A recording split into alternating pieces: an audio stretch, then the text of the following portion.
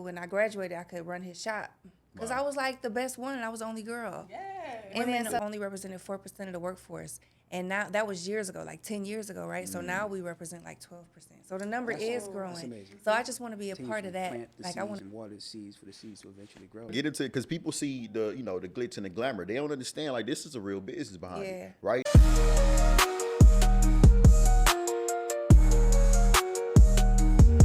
Hey, what's up? What's up? Welcome to the SoapBox Hustle. My name is Janita Blue.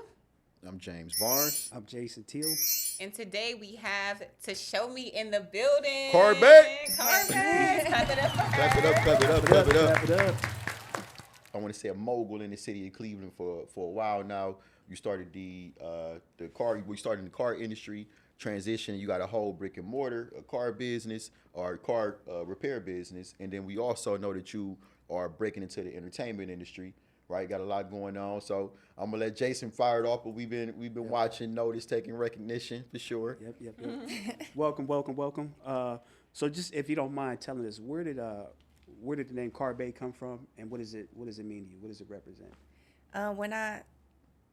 When I first started like going, not viral, but circulating on the internet, and like I was mobile, working out the back of my trunk, and I was pulling up all over the city on people. It was people like recording me, and that's when I started posting online, really about working on cars. Well, I was in school person before that, but one of my friends from middle school, she commented under one of the posts that was doing really well and said, "Okay, then CarBae."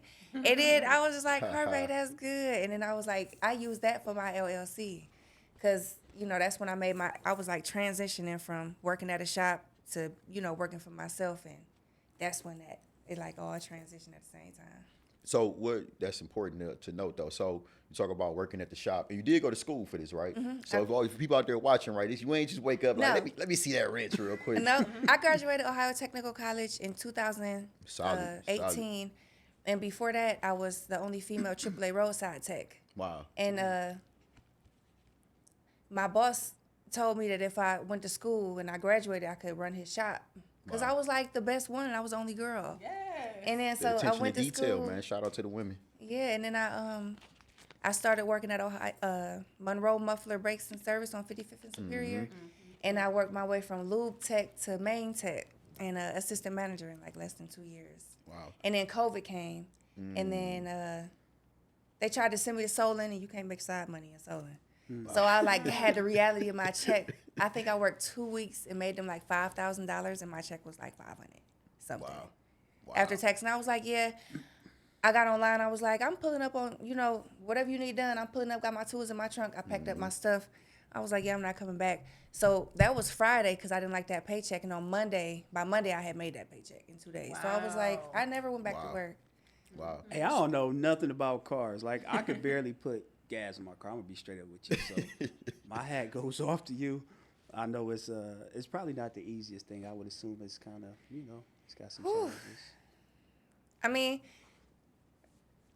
you learn every day. So you know what I'm saying? It's really interesting. It's fun. I love it.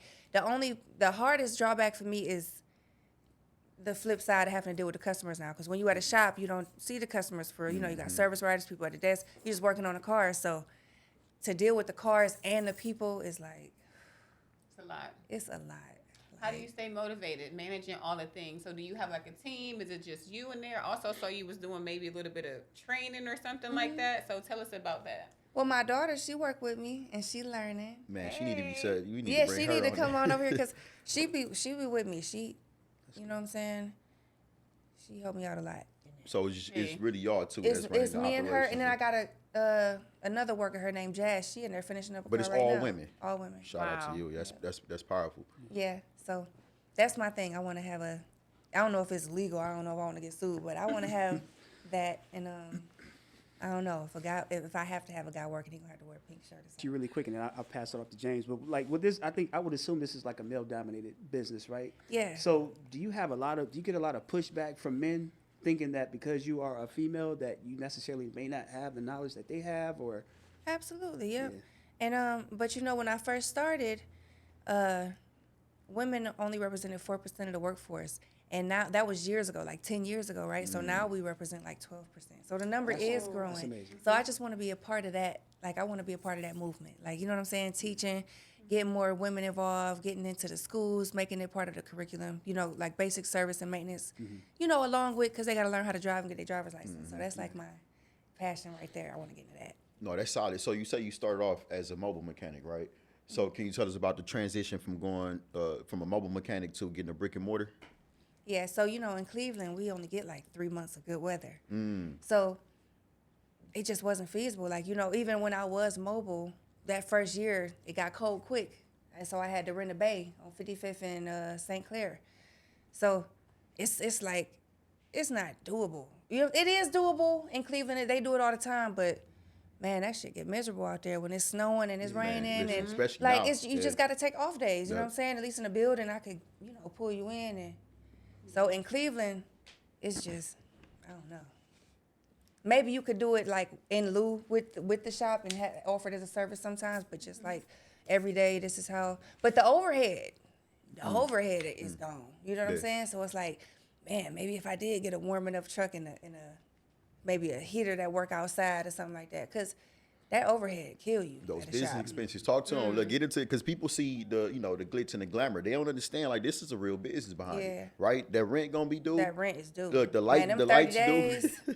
Yeah. Man, them 30 days come around like every 2 weeks. It feels like hold on. Hey, the worst thing is paying rent at the shop. They got to pay the rent at the house too. home. Yep. What, like the amount of money that I have to pay to exist? Mm-hmm. Some people with a job not even making that, you know, seeing Yeah. that, period. You know what I'm saying? I got to make that just to exist. Yeah. No, for And sure. then we get to eat. And you know what I'm saying? Like, and it's people think like, oh, you got all this motion. Shit, half of that motion going towards me just being here, existing. You know what I'm for saying? sure. Being in this position. You know what I'm saying? And you got to pay the cost to be the boss. And that's like, That part. Yeah. But it's That's- it's a process to even get to that point, right? Like you talked about just starting out, just working from your car. So I think Yeah. like I want people to understand, and we talk about this a lot in entrepreneurship, that we just talked about planting the seeds. We just did another episode. We talked about planting seeds, and that's the thing. You have to continuously plant the seeds and water the seeds for the seeds to eventually grow. yeah, yeah. And it's all, shit, you know, I'm blessed to be able to do that. Sometimes I pay all that stuff out and I be like, shit, I remember when I couldn't afford to It pay could've my been worse, $700 rent at home. You know what I'm saying? I'm paying racks every month. And then still, you know, we thrive and you know what I'm saying? But, you know, it's amazing, really. I just feel like I got so much more potential and I'm just trying to milk this thing for everything. Is because I know it's a lot of grants I can apply for. It's a lot of programs I can get into. It's not, you know what I'm saying? It's beyond just getting up and working on cars every No, day. for sure. It gotta be, you know what I'm saying? Because I can't do this when I'm 40. And there's other women that need to step up and come in a position. Man, I love like the vision of thinking long term, right? Like everybody come to a point where the body ain't the same, right? Can't sit there and work on these big cars and taking tires and moving heavy equipment around. So to have a vision and say, all right, I want to start the educational piece, and I think I've seen something about that too. You teaching women how to work on cars, right? Yeah, well, I've been doing that. I've been training women. It's just getting them to stick with it. But it's more of a formal type of setup, right? Like you classroom setting or No, so it's been one-on-one, but I'm actually, like I'm doing an after-school program coming this summer at this, like an after-school rec. that's major. And then I also learned that I can go to these places, the libraries, the after-school centers, and talk to them and pitch my program because they have the money. They just trying to give it away. You know what I'm saying? So that's another piece of game because that's what I'm finna be doing. So we are trying to get it more into that formal setting, and maybe to a point where I don't have to charge the public. You know what I'm saying? That'd be, man, listen, now you talking. Because the money is out there, but half the battle is just trying to find the right people to, you know, or the right match or who gonna Yeah. give you the money that you're looking for. But it's 'Cause- people. Go ahead. Because you know Rihanna ain't become a billionaire till she partner with. There you know, go. you got to partner up. Sometimes you got to collaborate. You got to networking. That's like the biggest piece of the game. Because if you get up thinking you finna just grind every day and do the same, you ain't gonna get nowhere. You know what I'm saying? Hey, You I'm need them impressed. Yeah. resources. You need them. You know what I'm saying? Yeah. People. Yeah. I learned so much about the world just talking to people. Like, damn, I didn't even know that was a program. I didn't even know that was available. I didn't even know that existed. Like they got this Rekindle program to unite the black people with the Jews. Like, you know, just because we face the same kind of social, Adversity. So they from say. so they say. Understand me? So they say. But the You gotta Jews execute. understand that they have the upper hand, Yeah. and so they are reaching out. They helping businesses. Yeah. People don't even know about that program. You know what I'm saying? Yeah. So let me ask you a quick question. So I know, like for me, like my kids, I can't get my kids to do nothing. Like it's tough. But for you, it seems like you're building a legacy. And I think, in my opinion, when you get to a certain point, it's not necessarily like the money is good, but I don't know that it's always necessarily about the money when you get to a certain place. Do you feel like at this point it's about legacy for you? It's about legacy and money right now still because I'm still needing that capital to finish building my legacy. So I'm not at that point where, once I get them, what's it called when they do the movies about you? Then it ain't about you. You know what I'm saying? When I done done everything that I came to do, you know what I'm saying? And then we just at the point where we just running these training facilities, then it'll be solely, you know what I'm saying? But it's all the same, you know what I'm saying? It's been building a legacy since day one, you know what I'm saying? Man, so I got to say, look, I'm like extremely impressed. And so if y'all don't know, like, to show me family, man, she been a part of our family, or we've been family for what, like 10, 15 years now? It's been more than 10 years. Yeah, it's been a while. But anyway, like, I've always known you as a hustler. Like, hands down, like, she gonna get to the money, right? Some type of way. Okay. But I never knew that you had the vision and such, developed the business mind behind the hustle, right? Okay. So just tell us about how what books did you read? What did you study? How did you transition from, all right, I know I can make money here any day, but to transition into this level, what's the thought process behind that? Well, one of the thought processes behind it is I've seen people who've had it all going on for themselves, like my mom, for instance. You know what I'm saying? She had it all going. At a point, had her businesses, had her apartment building going, but she just didn't. For whatever reasons, you know what I'm saying, it didn't last. You know what I'm saying? And when she died, she didn't have nothing. You know what I'm saying? So I'm aware that you can have it all one day and die with nothing. You know what I'm saying? So that's like a big fear for me. And even my mom, she was like big on books. Like I'm also in the middle of reading Think and Grow Rich, Black Choice by Napoleon Hill. Yeah. It just, when you got to open up a different way of thinking. Like if I still thought how I thought 20 years ago, you know what I'm saying? Mm-hmm. You got to grow. That's the whole point of living. You know what I'm saying? So like the books, the experience, you just got to pay attention to life and learn from it, because it's just so much stuff that I picked up over the years. That's just, I can't even put it on a book. I can't put it on a single life experience. It's just, I'm forced to go through the motions. You know what I'm saying? No, for sure. I forgot who said the famous quote. He said, I've forgotten more than most people ever learn. And it's like you pick up so much throughout you know what I'm saying, just studying, trying to find ways to be successful, trying to find ways to be innovative. And, it happens, man. You put that work in, the universe going to give it right back to you. Okay. Right back to you. So tell us a little bit about, like, how you got started and what was that moment for you to be like, okay, I know I'm on to something here. Well, I said, because I never really, like, woke up and said, this what I want to do, this raw. You know what I'm saying? Mm-hmm. It's just like life pushed me into this. Like, you know what I'm saying? Even to get started, I had a, situation going on in New Mexico where I, you know what I'm saying, was kind of forced to do this, you know what I'm saying? Okay. And to even have the experience to get the AAA job, you know what I'm saying? Mm-hmm. And I was going to lose the AAA job because of my background. You can't have a felony, you know what I'm saying? So he said, I don't want to let you go, but you can have a felony. You must have finished parole. You know what I'm saying? Go to school. And then so I'm like, fuck it, I don't got nothing else going for myself. Went to school. I've always been pushed into it. I didn't realize, like, oh, this is dope. You know what I'm saying? Wow. Until the feedback, you know what I'm saying? When people started posting me online and when people started, you know what I'm saying? Like when people, oh, that's amazing. I'm just like, maybe it is dope. Because I was just doing it for a living, you know what I'm saying? Yeah, but it's a difference though. Like to be pushed into something, like, all right, I can use this as a way to, you know what I'm saying, provide for myself and my family. But to elevate it, that's different. Like we was pushed into, I want to say your family was in the janitorial, my family was in the janitorial, but that was it. Like they was just cleaning. For us to like pick it up and like, I'm going to take it from here and I'm taking it to the moon. That's different, yo. Yeah. That's different. Yeah, but you know what? I always feel like, I ain't really have nobody to fall back on. You know what I'm saying? Yeah. I always felt like, shit, I got my kids. My daughter 15 years younger than me. You know what I'm saying? So she looking at me close like a sibling. You know what I'm saying? And she coming up with me. So I got to make this shit make sense. You know what I'm saying? We can't. Yep.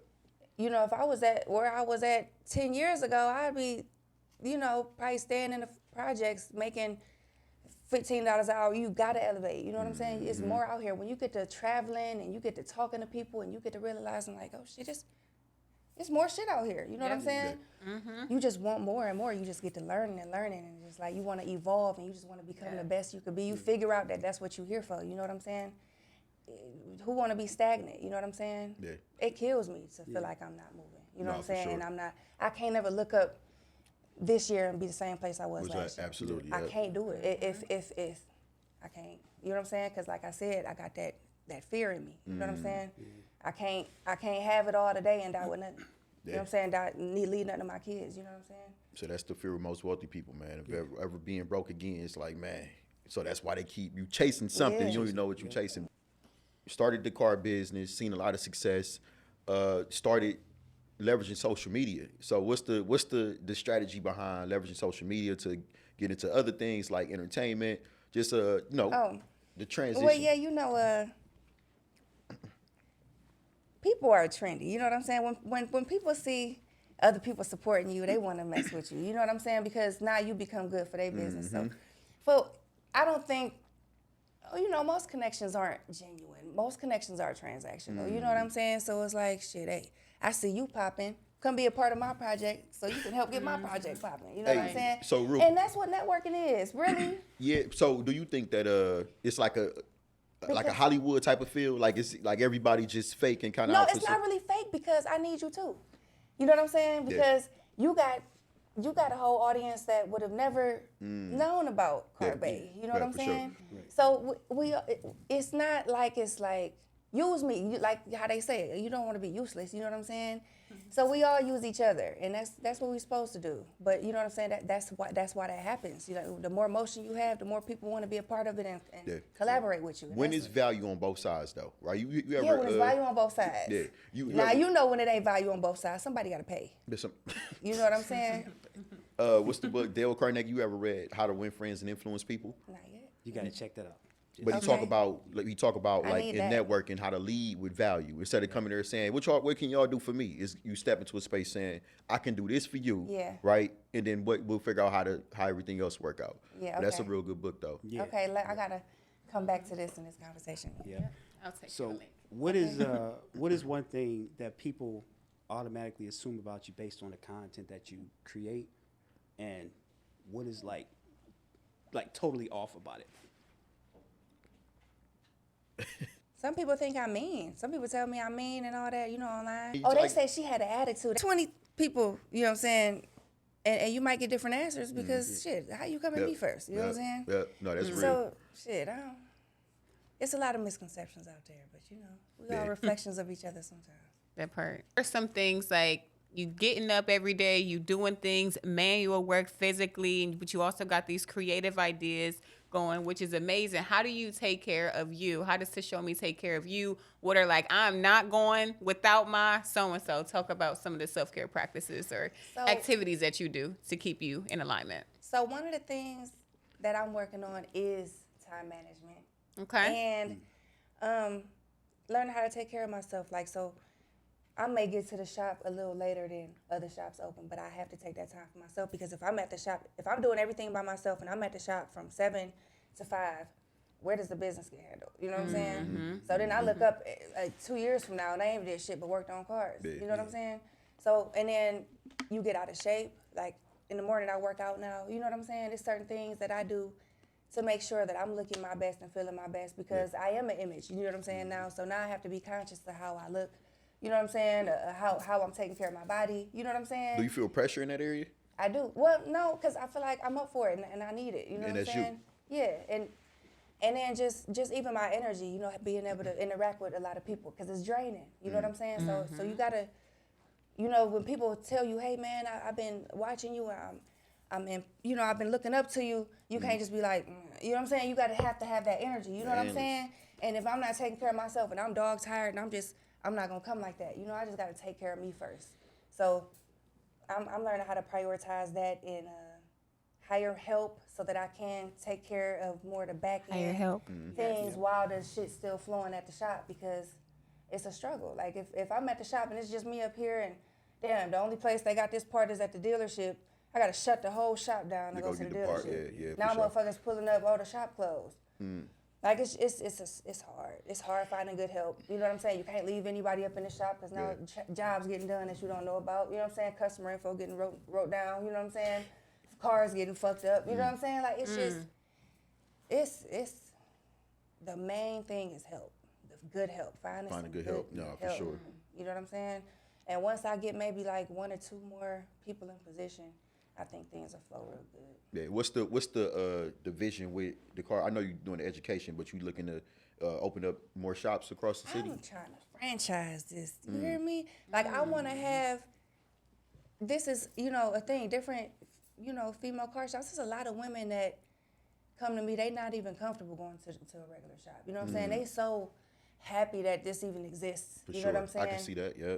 So it's not just here, you know what I'm saying? This is something that can thrive anywhere. You know what I'm saying? I've been invited to do the Young Jock radio show in Atlanta. I did that, you know what I'm saying?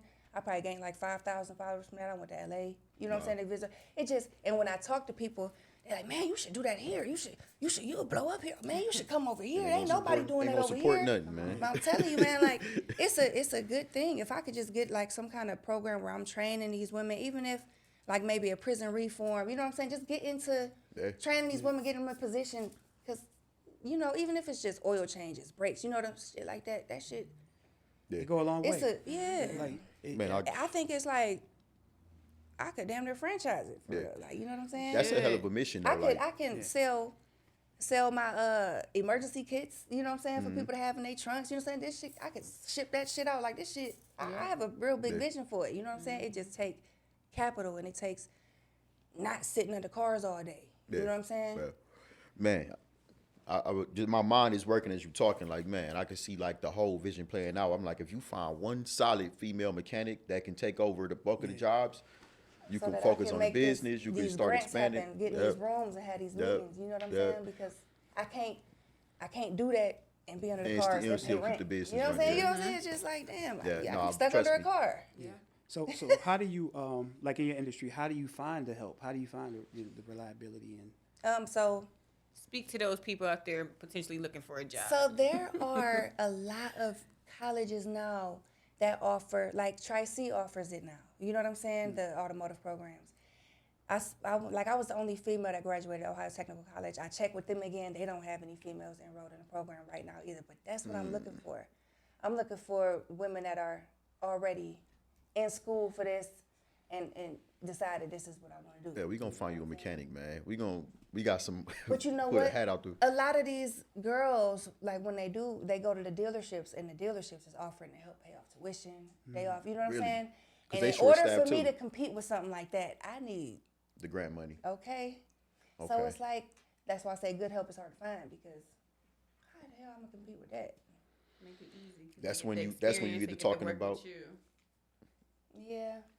Yeah, that's when You you get to talk be a about part of- like equity options and stuff like that. I know you ain't trying to give up just to any mechanic walk through the door, but you familiar with like what is it called, like ESOP, the employee-owned organizations? You might do some research on that. Like they get a percentage of, like not nothing major, but they get small percentages of, stock in the company. I'll send you some information on it though, But see, even if I did the right grant or even got this loan from the bank, I could set a certain amount aside for payroll, and then I could just, put somebody on a salary. But even still, it's hard to find a woman, you know what I'm saying, who's that established. yeah, but it's hard to go to like business classes and stuff it's hard to step away from the business. But we were just talking about that though, right? Just developing the system behind it. But I feel like we can definitely assist in finding some good people. In grant, we got a great grant writer too, that can help out. Yeah, especially like that's such a small niche. Like people would love that. Yeah, Eat it up. and then in the summertime, we got the girls doing the details. They gonna be out there in the bikinis washing cars. Sometimes, every now and then, yeah. Calm down, Jay. Don't tell me that. Oh, Don't tell me Lord. that. So who's your clientele? Who's your clientele? Like who's your clientele, and what services specifically do you provide? People are like, oh, I can come to her. I Yeah. really Okay. do get support. Older women, older men. You know what I'm saying? I get some good support. I can't even, What's the furthest somebody traveled to come to your shop?